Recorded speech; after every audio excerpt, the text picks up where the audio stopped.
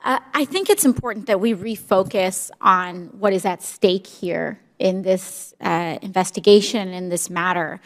We are getting reports from the press and from a wide variety of sources that indicate that, that people are, folks are suggesting that we are conducting foreign relations with folks with security clearances via WhatsApp.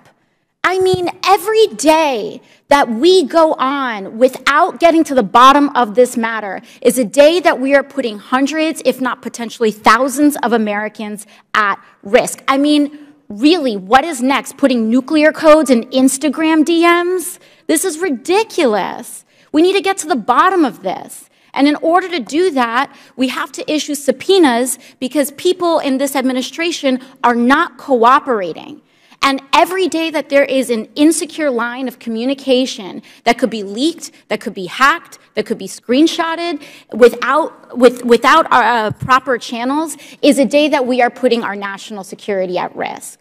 So the reason why we have to conduct and have these accommodations is because we are a committee that is committed to protecting whistleblowers. And I do have to commend the ranking member and to see the coordination between the ranking member and the chair in a commitment to whistleblowers, not just in respecting them, but in protecting them, is really admirable and important. And I wanted to note that because this is what protecting whistleblowers looks like. When they need a certain accommodation because they fear retaliation, we have to make accommodations. This committee in particular, as the Oversight Committee in the House of Representatives, we have a unique responsibility to protect those that have the courage to come out and say when something is wrong, regardless of the administration. Even in prior administrations, it doesn't matter the party. When something is going wrong in government, when there is overreach, when there is an abuse or a misconduct of process, we have an obligation to see and investigate it out. And so it is so serious, especially as a New Yorker, especially as anyone who cares about the security of what happens on American soil. Every day that we have an insecure line of communication, we have a responsibility to investigate it and to make sure that we get to the bottom of it. So I just needed to put that note in, and I yield the gentle lady yield. Chair. Yes. I just want to just add on to what you have said. First of all, thank you for your very eloquent comments. One of the things I want to make clear to the committee is that when there were recommendations against giving these folks security clearances, we got to think about what were the reasons. That's very important. This is not some lightweight stuff here. The disqualifying reasons were involving foreign influence, conflicts of interest, personal or criminal conduct, financial problems. In other words, these were folks who the career people, Ms. Cortez said, I mean, and by the way, these are people like Ms. Newbold who've been doing this year after year under Republican and Democratic administrations. And so you're right. We take this very seriously, as I think we all do. But it's not enough to take it seriously. We have to act. We have to do what we promised to do when we put up our hands and said we were going to uphold the Constitution and protect the people of these great United States. And so I just wanted to make it clear that this is not some lightweight thing that somebody did back in high school or something, but this is major stuff, and there's a reason why there were this information came forward, and this is a reason why people like Ms. Newbold would recommend not having these people qualified for security clearance. I yield back to the lady. Thank you, and I'd also like to indicate and note that some of the folks that may have insecure, had their clearances overrode or recommendations against giving them the clearance overrode are even custodial staff. And folks would say, oh, that's not important. That overriding a security clearance for a custodial staff is not a big deal. But first of all, every member of this government is important and has access to important information and has power. And especially when we're talking about people that have physical presence and access to secure and sensitive physical spaces in the White House, to be potentially compromised is extremely concerning. I thank the gentlelady. We are considering a resolution relating to the security clearance process at the White House, a process that is supposed to protect our nation's most closely guarded secrets. Not only our nation's most closely guarded secrets, but closely guarded secrets that affect the world. This resolution would authorize me to issue a subpoena for the testimony of Mr. Carl Klein, who served as White House Personnel Security Director under the Trump administration. Yesterday, I sent a memo to all committee members providing information from a detailed on-the-record interview with a whistleblower, a brave whistleblower, I might add, who currently works in the White House. This brave young lady, the whistleblower,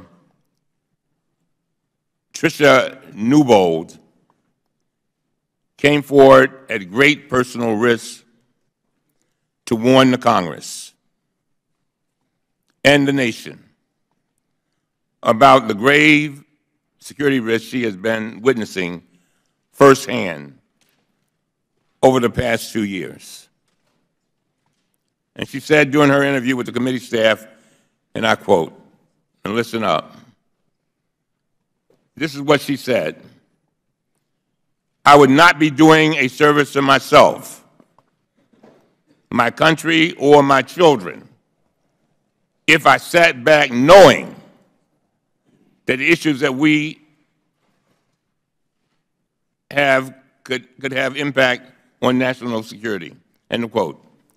Ms. Newbold has worked as a dedicated employee at the White House under both Republican and Democratic administrations for 18 long years, giving her blood, sweat, and tears to make sure that the security clearance process works properly. She has informed the committee that during the Trump administration, she and other career officials adjudicated denials of dozens of applications for security clearances that were later overturned. As a result, she warned that security clearance applications for the White House officials, quote, were not always adjudicated in the best interest of national security, end of quote. She raised her concerns inside the White House. Inside the White House. And they targeted her for retaliation. Yet, despite these risks, she has agreed to identify herself publicly at this time because she strongly believes that the Congress must intervene immediately to safeguard our national security. In fact, she implored the committee to act now, warning that, and I quote, this is my last hope to really bring the integrity back into our office, end of quote. I just want to emphasize that point. She came forward because the system at the White House is so dysfunctional that she believes that Congress needs to intervene. In other words, she's crying out. She's begging us to do something because she simply wants her government to work the way it's supposed to work. She gets it, after 18 years.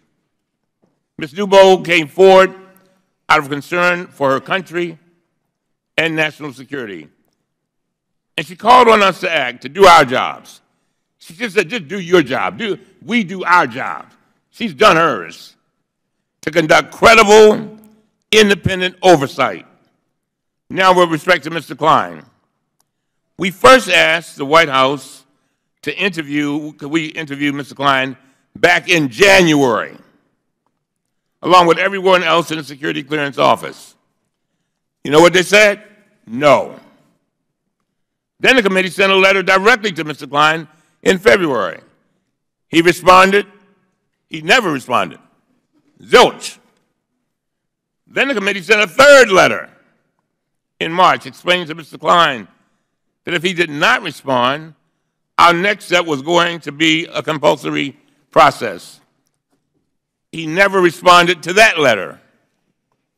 In addition, on March 1st, more than a month ago, I wrote to the White House counsel yet again, and I warned them explicitly that this was the, quote, final time, end of quote, that I was going to ask for voluntary compliance.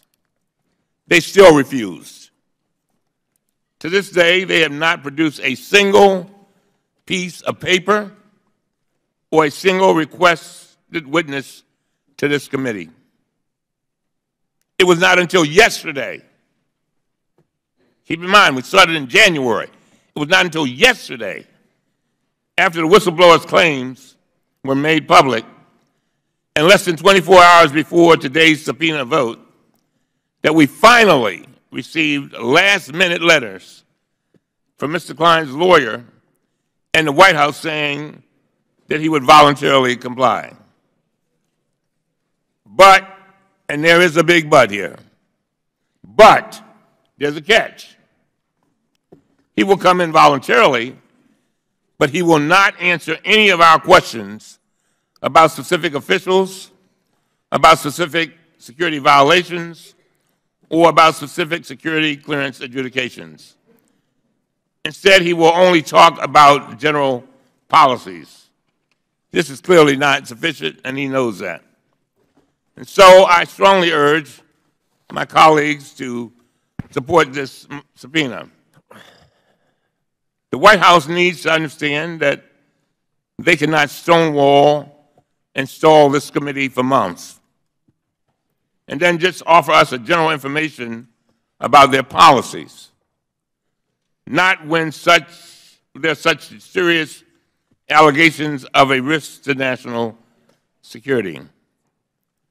To my colleagues, I ask that you read the memo and read it carefully. In fact, I urge you to read Mr. Jordan's memo carefully, too, because it makes a very good case for this committee's need to see Mr. Klein and have him come in and answer all of our questions. And let me be clear. Over and over again, I hear these comments about, oh, they're just trying to embarrass the president. No, that is not true. What we're trying to do is protect our secrets. We're trying to make sure we have a process that works. And we have spent, for you who are new here, we've spent a long time over the last session dealing with clearances and information, classified information, trying to make sure it never gets into the hands of the people who it should not be in the hands of. So, again, Ms. Newbold has come forward. She said, please, you got a lady in there in the White House who is begging us to just do our job. And I beg for the same thing. With that, I yield to the distinguished, I yield to the distinguished gentleman, Mr. Jordan, for his opening, for your statement. Thank you, Mr. Chairman. I almost don't know where to start. Almost don't know where to begin. 10 days ago, on a Saturday, you scheduled a transcribed interview with Ms. Newbold on a Saturday and didn't tell the Republicans until the day before. 3:30 the day before, you schedule a 8:30 a.m. interview for the very next day. At the organizational meeting of this committee, you pledged you would not do that. You said closed-door testimony would be done so that members could attend, but you pick a Saturday on a week we're not even in session and tell us the day before. And then yesterday you issue a press release, hand-pick, cherry-pick parts of her testimony, Ms. Newbold's testimony, and you issue a big memo and a big press release after interviewing one witness. That's how we're going to do investigations in the Oversight Committee? Talk to one person and then issue a big press statement so you can get some headlines? First a Saturday deposition, then yesterday a press release after talking to just one witness where you handpick a few parts of her testimony, and now today we're going to subpoena a guy who just sent us a letter saying he's willing to come here voluntarily. I've been on this committee 10 years. I've never seen anything like this. Oh, please. Never seen anything like this. I haven't. Yeah, you've done it. I haven't. Tell you what else I've never seen. I tell you what else I've never seen. I've never seen a witness come in front of this committee and lie to us 7 times and us not, as a committee, do something about it. Won't do anything about. No more Wilbur Ross statements, please.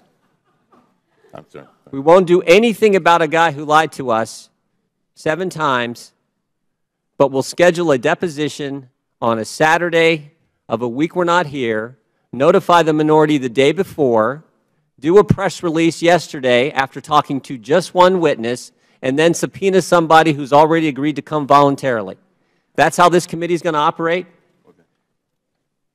And frankly, it gets worse, because we got another resolution with 3 more subpoenas.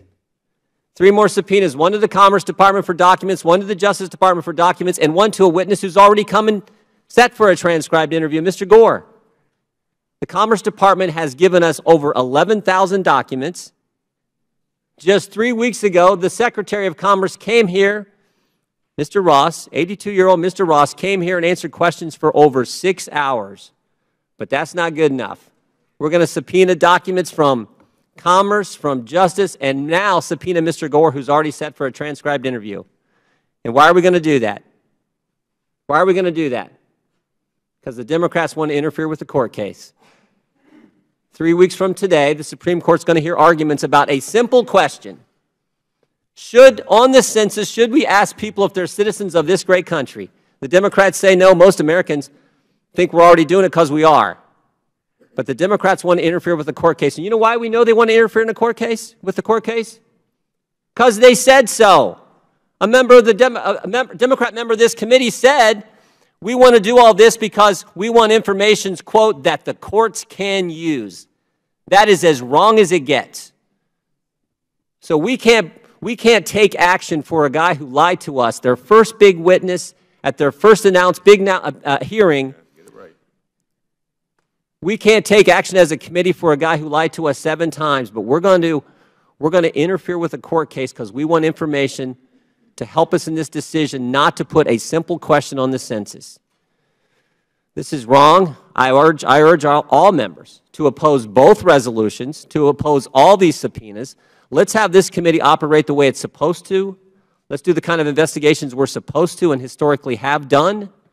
I urge a no vote on both resolutions.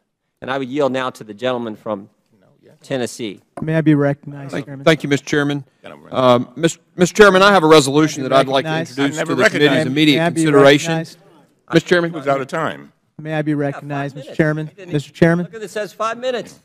Mr. Chairman, I have a resolution I'd like to introduce to the committee for their immediate consideration. Mr. Chairman, as a matter... I recognize you, Mr. Christian Morsby. Thank you, Mr. Chair. I think it's my time, Mr. Chairman. Man, you were out of time. It just didn't run. That's You didn't run the time. And we will get, listen to me. We will get to you right after. Thank you, Mr. Chairman. I'll have a resolution. I got you, Mr. Green. Thank you. I promised you. We don't have to go through all this. Well, I think Mr. Christian Morphy. I think you're making my point that I've not seen. Mr. Christian Morphy. Mr. Chairman, you know, the ranking member accuses the majority of an unfair process for scheduling Ms. Newbold's interview. But as you know, Ms. Newbold came forward at great personal risk in acting as a whistleblower, and she had already been retaliated against, suspended without pay for 2 weeks prior. And so she was understandably scared about being subjected to additional retaliation. That's why she asked for a Saturday time to have her interview conducted. And in fact, none of us had any prior notice before the time that the minority did. In order to protect Ms. Newbold's rights as a whistleblower, the committee was forced to schedule her interview on a weekend. And it was necessary because we've already seen retaliation. We didn't want to see retaliation again. Ms. Newbold sat for a full day of questioning and was available until both Republican and Democratic staff exhausted all of their questions. We followed the whistleblower protocol that both the majority and the minority have agreed to follow.